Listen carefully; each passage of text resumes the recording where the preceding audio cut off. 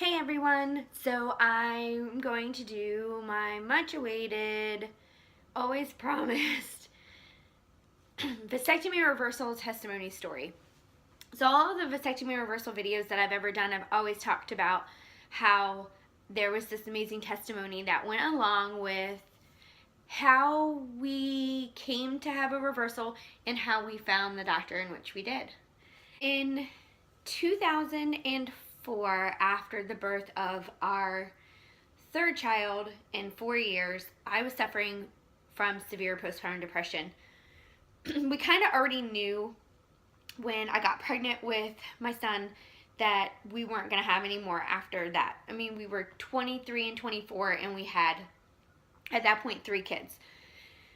We're about to have 3 kids. So my obstetrician actually told my husband that, the best thing for you guys to do is for you to get a vasectomy. So December 20th, 2004, my husband went in and had a vasectomy. And the funny thing is I was so sad and overwhelmed and so stressed with having 3 kids in such a short amount of time that I was so anxious for him to get this procedure done. Like, I was like, go in, get it done. I'm not having any more kids. I'm totally, completely done. And if I can offer any advice to anyone who's going to be watching this, is do not make a permanent decision during an emotional time in your life. After the procedure was done, I don't know what exactly had happened, but as we were driving home, and he actually drove himself home because, vasectomy is really not that complicated. I literally just sat there and said, oh my God, I think we just screwed up. And of course my husband was like, well, it's a little late for that now. And so I always kind of, in that moment, I started feeling like we made a mistake. Well, then as the years went on and, life got crazy and we had 2 girls in competitive dance, and then I had this toddler, and then they all started growing up and kind of becoming more independent. And the day that I put my son on the school bus for kindergarten was a day that I was like, oh, I'm not ready to be done. Like, I'm not ready to not have any more kids. And I was sad. So it really kind of started to weigh on our marriage just a little bit, because I really kind of felt like I wanted to have more kids, and it wasn't a possibility. I mean, we made a permanent decision to prevent us from ever having any more kids, and I was really sad about that. So years and years went through. Later, I was just, always kind of wanted a baby. I started doing home daycare. That way I always had babies here, and it was kind of nice because I could love them, hug them, and send them home, and I didn't have to do all the nighttime stuff. And I had like this deep feeling of sadness and like just an empty void that I felt like wasn't getting filled. But I was trying to learn to live with that. Well, then in about 2011, I want to say, Brian and I really started going to church, and I remember it as if it were yesterday. There was, we were helping with the Oktoberfest at our church, and at the time a friend of mine that went to my church was pregnant, and the pastor's wife was pregnant, and we were all sitting around stuffing candy bags for the like trunk or treat type thing that we were doing at our church. And I was like, I'm so jealous, like I really want to be pregnant. And they laughed, and my friend was like, well, just have it reversed. And I was like, yeah, it's not that simple. It's not covered under insurance, and I can't afford it. And she was like, no, there is a doctor in another county that just did my friends, and they had a baby 4 months later, or got pregnant 4 months later. And he knows how to work the insurance company so that you can get it done cheaper or through your insurance. So I was like, get out of town. So I came home and I was talking to Brian about it, and he kind of hemmed and hawed on it a little bit. And about that time, I had a little girl in my daycare that really had Brian wrapped around her finger. And I really feel like she kind of pushed him into that, maybe we could have another one. He really was really attached to her, and he really liked her, and he just loved this little girl so much. And So one day he came to me and was like, you know what, I think we should pursue this. If you want to have another baby, let's do it. So I called this other doctor and I made an appointment, and I was so excited, and in my head I'm already planning baby names and looking at baby stuff, and oh my gosh, all of these new really cool things that are out that they didn't have when I had my other kids, and I was so excited. And so we made the appointment, and I want to say that the appointment was in April of 2012. So we made the appointment, we went in, we talked to the doctor, he looked over all of Brian's anatomy and said he did have some scar tissue present, but it shouldn't be a big deal. And then he hit us with the biggest bombshell I've ever heard in my life. And it was, so to have a vasectomy reversal, it's roughly $16,000, and we need that in hand before the procedure, because it costs a lot of money to rent the microscope, to the OR, book the OR, to have an anesthesiologist present, all the medication. And I was like, well, I thought maybe we could get this covered under insurance. And he was like, oh no, I have a new billing company now, and I can't do anything like that. I was heartbroken, like completely heartbroken. And then it was just, all of a sudden I went from envisioning being pregnant in the belly and the baby and breastfeeding and baby wear, cloth diapers, like all of the things that I really, really wanted to do. But then all of a sudden it was like gone. So it was like a deep loss. And as we were leaving the doctor's office, I was just crying.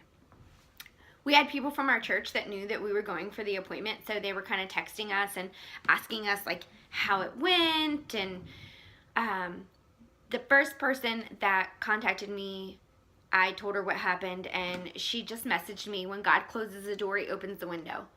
And then a few minutes later, my pastor's wife texted me, and I texted her the same thing, and she came back with the same exact thing. She said, when God closes a door, he opens a window. And at this time too, I was also in the baby center group at this point, and I got on there and I was venting about how sad I was and how it was all not happening. And they all got on there and they were like, we're so sorry, it's so devastating. Well, what about Dr. Wilson? What about Dr. Wilson? And I had seen Dr. Wilson's name being talked about an awful lot, because he really is a very, very popular reversal doctor. And I never really looked into him because I had my hopes set on this local doctor. I think because I also knew that Dr. Wilson was located in Oklahoma. We live in Maryland, and that's a big trek across the country to get to where he is. So I kind of said something to my husband about it, and I was like, well, what do you think about Dr. Wilson? And he was like, I don't know. And I was really upset by that. I was like, why not? Like, why? I really want to have another baby, and now on my head's all I want to have another baby, and why won't you consider this doctor? And he was like, honestly, it's just something just about him just doesn't seem right. And I'm like, well, there are thousands of women that their husbands have had reversals through him, and they all love him. And so it took about a day or two, and now we're actually, it took about a day or two, and then finally he was like, okay, so let's do this. Find out about Dr. Wilson, let's talk it over, let's figure out the expenses, and we'll go from there. So I immediately got right online, and the funny thing is when I first originally started looking at vasectomy reversals, before I kind of knew all the way about this other doctor, I had typed in like vasectomy reversal in Google, and the first thing that popped up was cheap vasectomy reversals, and at the time it was like $1,500. I know it's gone up since then, because this was 2012. This is now 5 years later. So I was like, cheap vasectomy reversal? I don't think so. Clicked off, because I'm thinking to myself, no, we're not going to have my husband in a back alley biting a stick with a bottle of whiskey, gangrene. I just saw all these really bad things. So I really just kind of wrote it off. So when I got on, I sat down and I typed in Dr. Wilson, Muskogee, Oklahoma, and what pops up but that same Google ad that I saw when I originally started, and it was for the cheap vasectomy reversals. and it was his website, and I was like, well, that's weird. So, I kind of got in the group, and I was like, I don't really know about all this.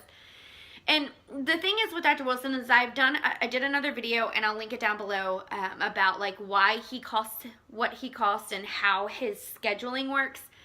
And I'll just give a quick brief, because if you want to know more about that, then just head on over to that video. So the way Dr. Wilson works is he doesn't have any office staff. You have to book everything online. It comes with a $500 PayPal deposit. You don't actually talk to him. It's scheduled online. Well, he has a wait list. So when you go to his website, all you have to do is put your name, your information, and pay the $500, and you get on the wait list. Well, when I was in Baby Center, we had what we called the Dr. Wilson calendar stalkers, which was like a thread that if somebody saw a date open up, they would message. And I made a promise to myself that day that I would not be that I would not do that. I was not going to be a calendar stalker. So I just kind of said, when I get the $500, I will pay the deposit and I'll wait. The only problem is you're at a lottery system. So you kind of just get an email one day that says, hey, just so you know, your appointment is scheduled on this day at this time. And if it doesn't work, then you cancel it.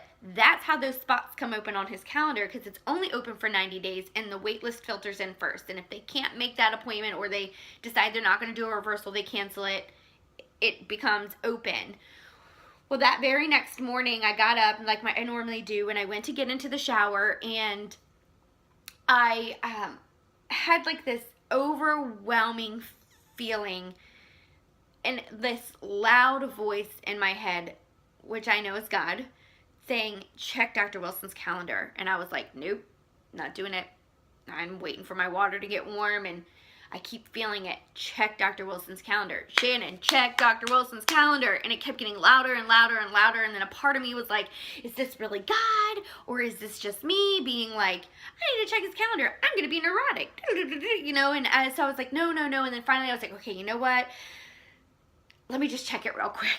So from my phone, I literally checked in May 25th, which was the Friday before Memorial Day weekend, had a window of time. God closes the door, he opens the window. And I immediately called Brian at work, and I was like, oh my God, like, can we do Memorial Day weekend? Like, we can get in May. Oh, we don't even have to wait, and we can schedule it because we're far enough out. And he was like, I don't know, like, book it. Just book it. We have the $500, because also here's the other thing. We knew that it was going to cost us about $3,200 between airfare, the reversal, the hotel, the rental car. It was going to be about $3,200. And that year in taxes, we got back $3,200. So I had the tax money. I have this window of opportunity, and I just scheduled it. I scheduled it. So it was one of those things where I was like, oh my gosh. So when God closes the door, he really does open a window, and he opened up that window. And I really feel like it was for us, because he told me to check the calendar, and I did. And we got that same amount of money back in taxes that year. Like, everything worked in our favor. And the only thing I can think of is God knew that what this doctor was doing in this other county was not legal. And he didn't want us going that route. God wanted us to go in his way, in his time, in the right way. So I started planning and prepping, and we booked our airfare, and we found somebody to watch our 3 older kids. My in-laws kept them, and we flew down on a Thursday. We had surgery on Friday, because we flew in like Thursday night, and then Friday we drove from Tulsa, Oklahoma to Muskogee, Oklahoma, checked into the hotel. The hotel that we checked into works a lot with Dr. Wilson's people, so they put us in a room right next to the elevator, so my husband didn't have to walk far. They must have called us 6 or 7 times when we came back from the surgery to check to see if we needed anything, ice, or menus from local restaurants to have things delivered. But that Friday, we drove. We had a 1 o'clock appointment time. We went, and Dr. Wilson was amazing. Like, he was super sweet. We walked in, there were Jesus pictures everywhere. He had Christian music playing on the radio, and he gave me a prescription for his pain pills and his antibiotics. So I went to fill those while he prepped him for the actual surgery, but then he did let me come in and sit. But, like, if this is me, and I was facing the wall, and my husband was facing this direction. So our heads were side by side, so I couldn't see anything that he was doing back here, because back here was where he was doing all the surgery. So he told us like his findings, and I think at the time he had clear fluid on one side and live sperm on the other. So he gave us like an 80% patency rate, which means that we had an 80% chance of return of sperm. So, you know, he prayed with us before the surgery, and the funny thing is, you know, like, after the surgery was done, my husband, like, thanked him and was like, you know, thank you so much. Like, you don't know what you've done for us. Like, essentially, you're saving our marriage and hopefully allowing us to gain another child. And he stopped my husband and was like, don't thank me. You need to thank God. Like, I don't do this for me. He called me to this work. I charge what I charge because it is what he's told me to charge. Because if it were up to me, I would charge a whole lot more than I do. And believe me, he could get it. I mean, the other doctor we talked to was $16,000. And he was, at the time that we had our reversal, was $1,500. So it was, your $1,500 and $16,000 is a lot. That's a big difference, but he stays busy. So, I mean, he's being blessed by his work. And it did take us 8 months to get Carter.